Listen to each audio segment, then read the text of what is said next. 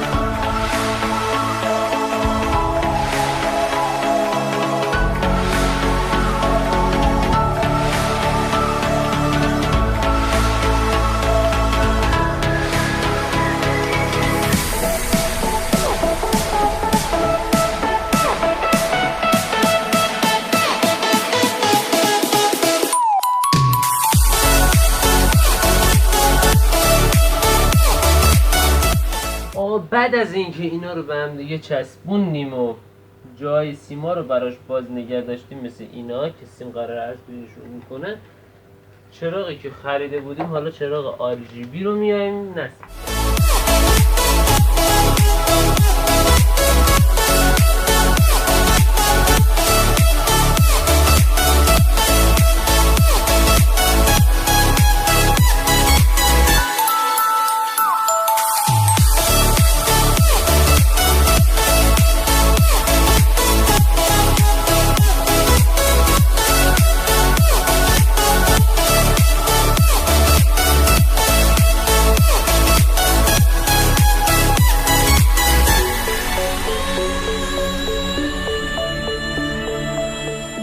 رفقا این چسب خودش چسب خوبی نبود، برای همه من چسبشو کندم و با چسب حرارتی چسبوندمش. بعد با طناب هم با همین بندها هم بستمش که این محکم‌تر بشه.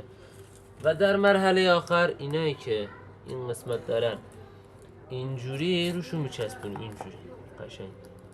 هر کدوم یه دونه.